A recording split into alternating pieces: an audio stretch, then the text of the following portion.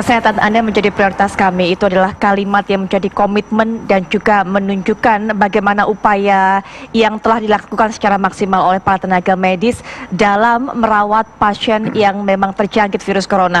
Maka kita sebagai masyarakat, termasuk Anda pemirsa, bantulah tenaga medis dengan tetap berada di rumah dan juga mempraktekkan social distancing ataupun menjaga jarak satu dengan yang lainnya, karena itulah yang bisa membuat kita mencegah ataupun memutus rantai dan juga bisa meminimalisir penyebaran virus corona. Dan pemirsa, selanjutnya kami akan bawa Anda juga untuk melihat penyebaran dari wabah virus corona. Ini merupakan data yang terbaru, di mana pada hari ini juga juru bicara pemerintah Ahmad Yuryanto sudah menyampaikan informasi terakhir. Ini ada di dunia 307.341 pasien positif terjangkit terinfeksi virus corona.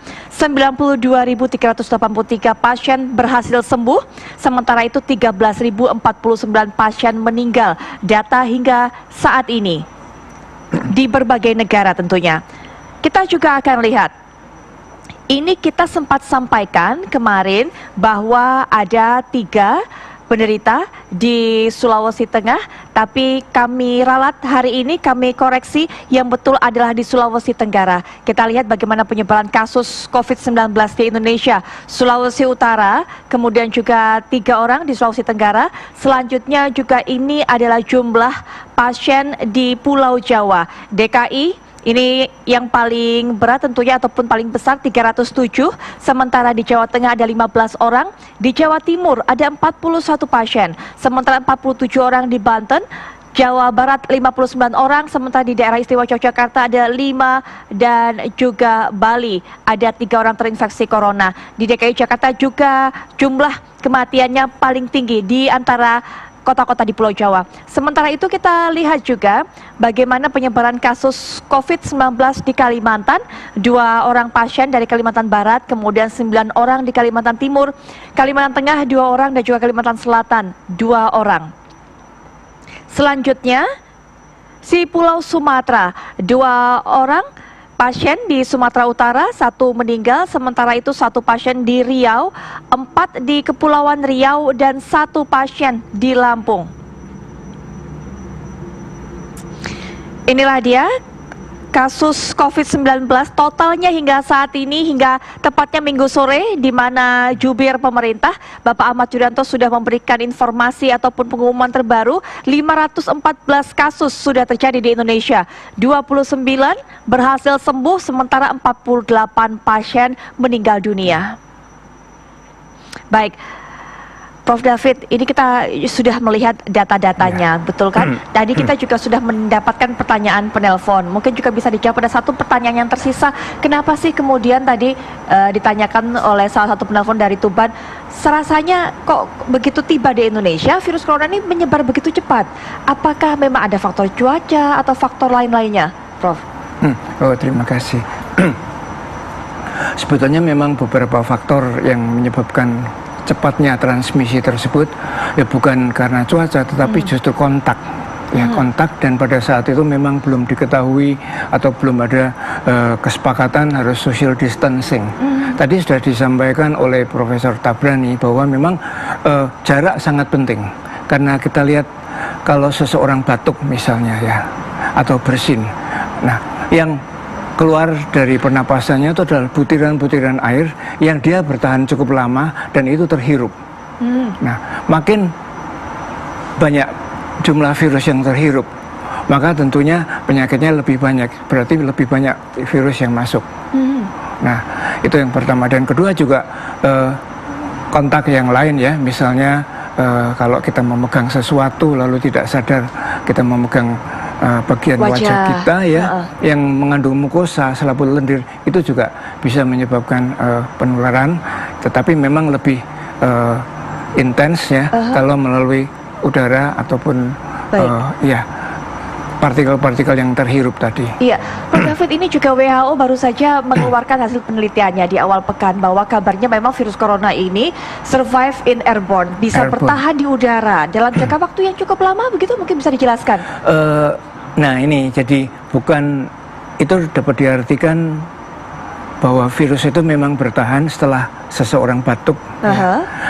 Kan terutama kalau kelembaban tinggi dan berat jenis dari virus ini ringan, sehingga dia tidak serta-merta tertarik gravitasi bumi ke bawah, tapi dia bisa melayang. Nah, kalau jarak dekat itu lebih banyak terhirup. Jadi begitu. Bisa mengambang virus itu, virus melayang? Mengambangnya sih dia pelan-pelan akan turun, tetapi ada aliran ada proses udara, terlebih dahulu, begitu kan? Gitu. Kemudian orang yang ada di dekat situ bisa langsung menghirup? Terutama kalau jarak dekat ya.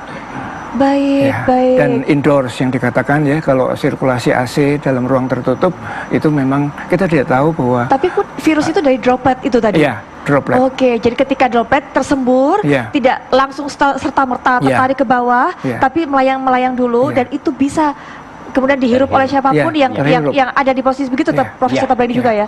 Baik, baik. Itu perlunya jaga jarak. Jaga jarak. Baik, ya. Itu juga yang tadi sempat ditanyakan oleh salah satu penelpon kita, bahwa memang harus mempertanyakan soal penyebaran gitu. Jadi bukan karena cuaca, bukan apa, tapi karena memang kontak satu sama lain. Ya, tapi saya ingin sampaikan juga pada penelpon tadi dari Tuban bahwa di Indonesia sebetulnya belum banyak itu. Karena hari ini satu hari di Amerika itu 2.693 kasus baru. Di Spanyol 3.000 lebih. Di Iran 1.000 lebih. Kita hari ini nambahnya 60-an. 64, betul. Ya, jadi tidak sebanyak yang seperti yang Anda pikir, wah luar biasa, tetapi hati-hati. Jangan anggap enteng. Karena kita belum mencapai puncaknya ini. Karena itu kan nanti Prof. David akan menjelaskan. Karena kalau orang sudah banyak kena, kemudian tidak sakit, tapi daya tahan tubuhnya, tentara dalam badannya disebut imun sistemnya berkembang, nah itulah mulai agak menurun sebarannya. Nanti Prof. David yang ngerti itu soal patofisiologinya itu. Iya. Prof, itu memang salah satu perhitungannya adalah puncaknya di bulan April, bulan Ramadan begitu? April, Mei? Kita nggak boleh bilang begitu ya, tapi kalau saya lihat ini usaha dari pemerintah dan juga dibantu dengan berbagai pihak, ini sangat intensif.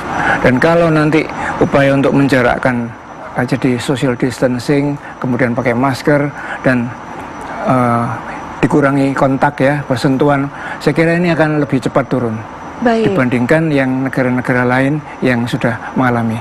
Ya, kita akan mendapat ini kan pada giliran hampir akhir.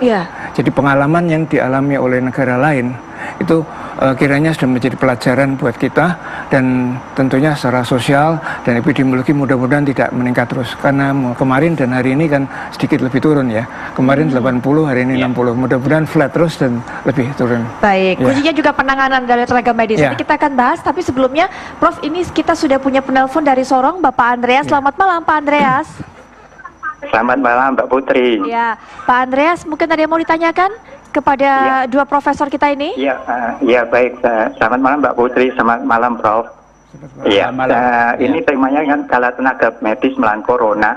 Untuk mengurangi beban tenaga medis ini kan salah satunya kita harus mengikuti imbauan pemerintah, diantaranya menghindari perkumpulan orang banyak. Karena saya orang Kristen, jadi saya menyoroti kegiatan di gereja. Jadi saya hari ini membaca berita, saya sangat sedih. Ada salah satu gereja di Surabaya itu tidak mengikuti himbauan dari pemerintah, dan saya melihat statement-statementnya itu fanatik buta. Nah, ini mereka tidak melihat dampaknya.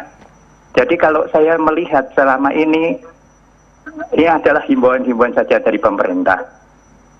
Saya harapkan ini bukan hanya himbauan saja, tapi ini adalah keputusan pemerintah. Atau keputusan gubernur atau wali kota melalui perda, Mbak. Harus dilaksanakan, tidak bersifat himbauan. Yang ada yang melaksanakan dan ada yang tidak. Terima kasih. Ya, baik Pak Andreas, terima kasih. Kita dapat poinnya, nanti kita akan bahas tentunya, dan kita akan juga jawab Prof nanti pertanyaan-pertanyaan dari para pemirsa. Tapi setelah jeda berikut ini, apakah Bank Indonesia Malam akan segera kembali?